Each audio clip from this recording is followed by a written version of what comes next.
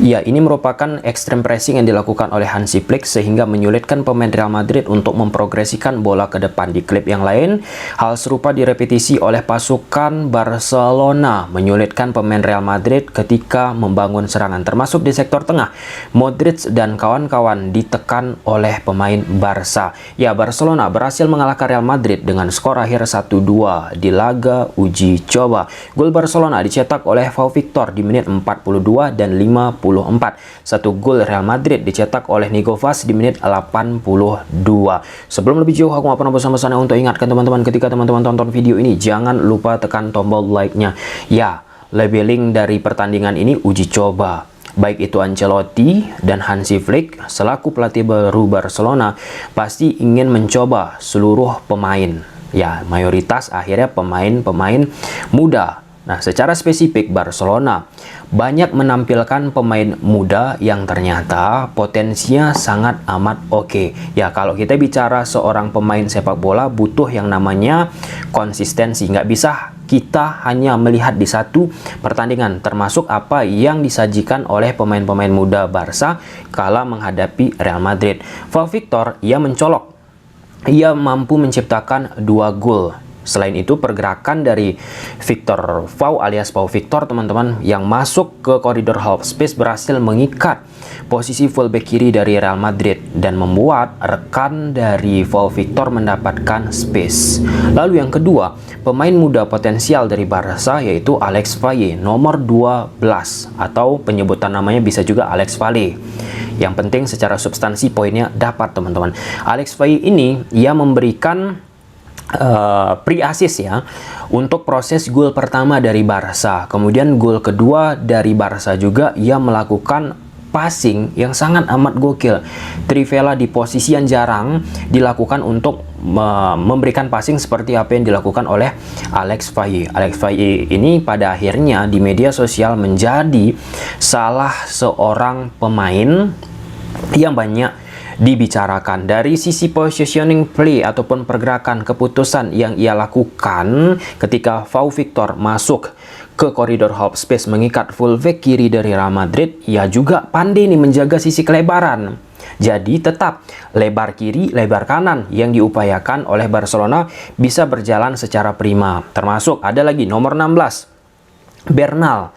Nah, dia pun cukup confidence di sektor tengah bersaing untuk bisa mengalahkan Modric, Mario, dan Ceballos, pemain dari Real Madrid. Lalu ada Pablo Torre. Pablo Torre pun cukup istimewa, teman-teman, untuk bisa menciptakan keharmonisasian ataupun koneksi di sektor tengah yang dimiliki oleh Barcelona. Ya, kalau kita bicara soal Hansi Flick, tentu salah satu identitas yang dimiliki oleh Hansi Flick bersama klub-klub sebelumnya, salah satunya tentu Bayern Munchen, yaitu pressing yang sangat amat tinggi. Bisa kita katakan di 12 menit sampai dengan 15 menit pertandingan Madrid menghadapi Barca, itu ekstrim banget pressing yang dilakukan oleh Barca. Berhasil ujungnya menyulitkan pemain-pemain Real Madrid untuk memprogresikan bola. Good point.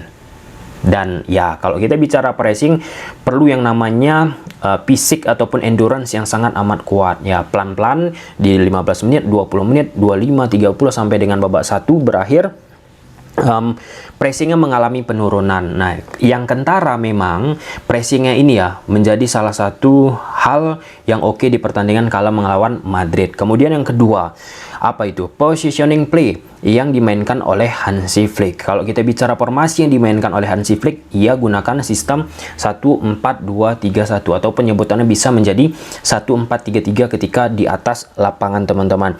Positioning seperti apa? Tadi sudah kita single. Seperti yang dilakukan oleh Pau Victor, ia sering masuk ke koridor half space, akhirnya mengikat fullback kiri. Ketika diikat fullback kiri, Alex Valle naik menjaga sisi kelebaran. Nah, ketika sudah 2 orang bergerak, salah satu pemain di tengah akan mencoba untuk menciptakan yang namanya koneksi superioritas mendekat ke posisi Pau Victor ataupun Alex Valle.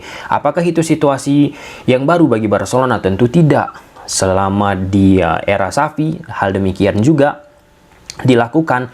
Kemudian pada saat Luis Enrique dan lain sebagainya, hal serupa juga dilakukan. Tetapi yang membedakan itu bagaimana koneksi yang cair ketika yang bermain ini pemain-pemain yang bisa kita sebut line up-nya mayoritas pemain muda ataupun jarang diberikan menit bermain oleh pelatih sebelumnya, atau sekarang ini adanya Hansi Flick, teman-teman. Ya, Hansi Flick pun ketika melihat beberapa pemain itu bersinar, pasti dia pun akan mempertimbangkan untuk bisa memasukkan ke tim utama. Salah satunya tentu João Victor.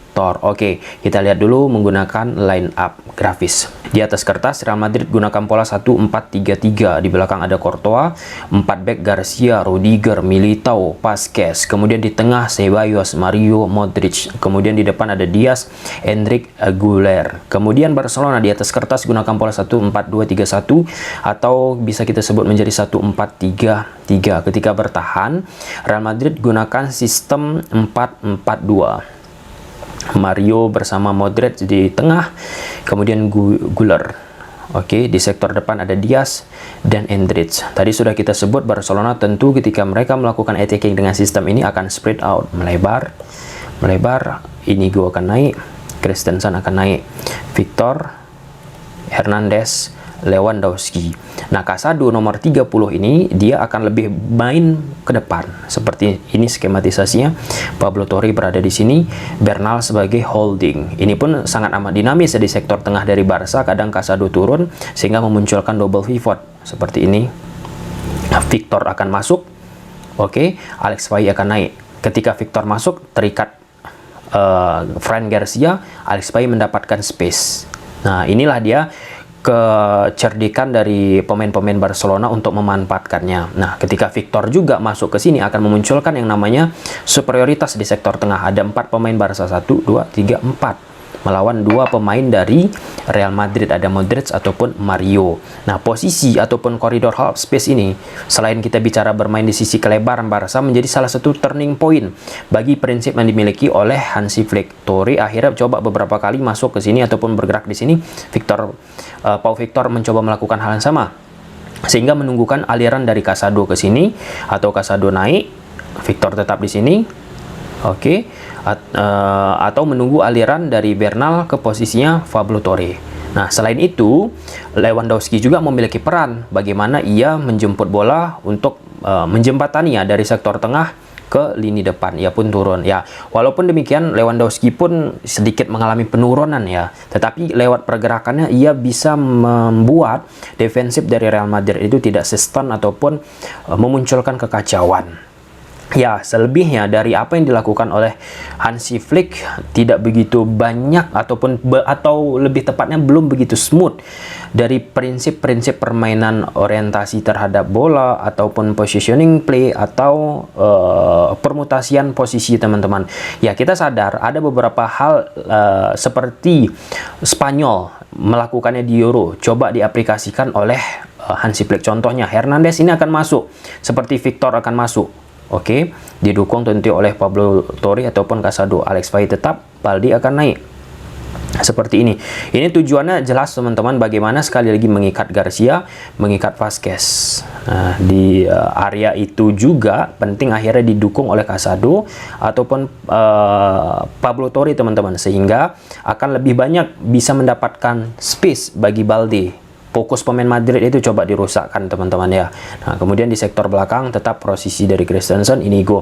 Kalau Real Madrid sendiri, teman-teman, ya namanya juga precision belum prima, fisik yang mereka miliki, tetapi kentara banget peran yang dimainkan oleh Toni Kroos sebelum-sebelumnya di Real Madrid untuk menjemput bola, untuk mengalirkan bola, untuk memberikan passing-passing ke depan, itu diperankan oleh Modric. Meski Mario nomor 28 sebagai holding, Modric sering turun ke bawah. Ya, semua bola diarahkan ke Modric. Kemudian Modric yang melakukan kreasi kemana bola tersebut akan diberi. Nah, pemain-pemain depan seperti sayap kanan ada Güler, kemudian center forward ada Endrick, kemudian Diaz di sayap kiri itu belum memberikan keistimewaan terhadap sifat attacking yang dimiliki oleh Real Madrid, teman-teman. Belum on form permainan dari Real Madrid. Sedangkan Barcelona, ya seperti yang sudah kita sebutkan tadi, bagaimana permainan dari Hansi Flick itu jelas, teman-teman, tinggal eksekusinya yang lebih halus. Untuk pertandingan-pertandingan Selanjutnya, ya untuk di pertandingan ini pun defensif yang dimiliki oleh Hansi Flick menjadi salah satu hal yang patut kita tunggu untuk di match-match lainnya teman-teman, karena salah satu kendala yang dimiliki oleh Barca ketika bertahan itu jarak antar lini yang sering boncos ketika menghadapi transisi 4 back 3 supporting dari lini tengah ataupun 4 supporting dari lini tengah, itu yang kadang lamban. Double pivotnya teman-teman, pemain bertahannya untuk bisa membantu 4 pemain belakang Barcelona, sehingga memunculkan ruang ataupun kesempatan bagi pemain-pemain lawan untuk menghadapi ataupun mengeksploitasi area tersebut. Ya, kurang lebih seperti itu soal pertandingan ini. Ya, namanya juga sekali lagi friendly match teman-teman, yang dilihat itu seberapa siap sudah nih pemain-pemain dari Real Madrid, pemain-pemain dari Barcelona, sehingga akhirnya memunculkan yang namanya sampai ke fix yang diharapkan oleh pelatih. Oke, mungkin sampai situ aja dulu teman-teman videonya. Semoga bermanfaat. Bye.